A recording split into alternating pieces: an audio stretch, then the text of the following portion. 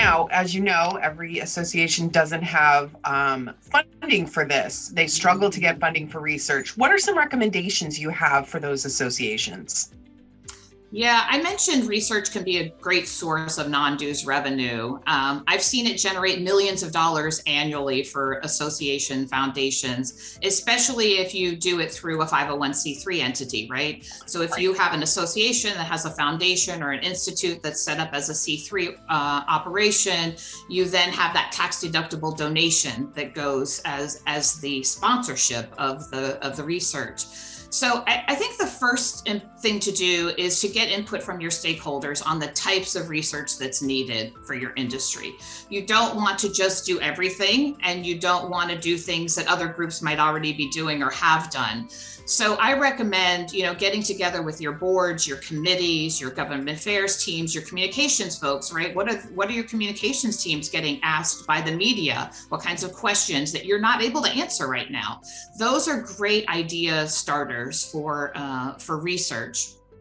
Most donors want to be seen as thought leaders. And so they'll come to you and say, we want a sponsorship around thought leadership, but they don't really know what that means between you and me. So you have to kind of help them. And so it's great to have this list of ideas that you have accumulated from all your stakeholders to be able to say, how about something like this? So the conversation has to be a bit strategic and talk to the topics that are important to them and align with their businesses. I think, and then, you want to offer up those ideas, and the ideas should provide a halo effect for that sponsor. It should not be a commercial for that sponsor, right? And so they should be able to be seen as a thought leader because they're tied to this research, but they should not be driving the research or its outcomes. So I think you have to also be careful in this when you're doing sponsorship for research, that you don't that they're clear on what their role is, right? Their role is to advise and to provide some input, but certainly not editorial rights. And so you've got to draw some divisions there. And then I think you want to create a robust set of donor benefits around the research program, the sponsorship program. So a couple of things I'll just mention that we've used successfully in the past. Certainly you want to brand that donor if they choose to be. Some want to remain anonymous, and that's fine. But most of them will want to be branded on the material. So whether it's the final report, the executive summaries, the promotional materials you use, that they sponsored this research. The great thing is, because it's done by your outside entity, it's seen as credible, right? It's not them talking to themselves.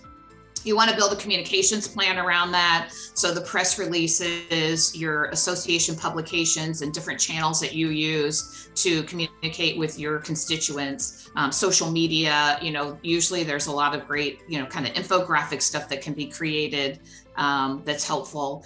And then you want to include an opportunity for them to co-present the research, whether that is at an in-person event that you're hosting, maybe it's at their client or user conference, webinars, whatever those opportunities are to present and co-present with your researcher or other executives from your team.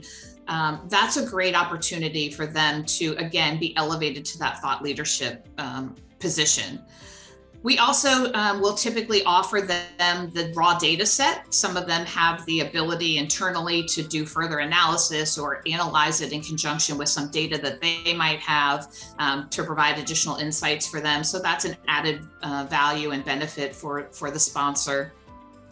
And then allow them to use the results to create additional derivative products, right? They might want to create a brochure about it and use some of the work, just making sure that they cite where the research comes from. So all of those are different ways that you can continue to add value to the sponsorship.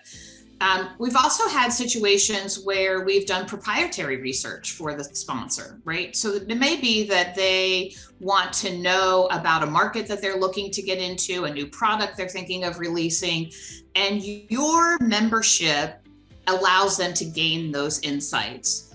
But remember that your membership is your number one asset. So when it comes to research, never let anyone have access to your members without going through you in a sponsorship type of opportunity.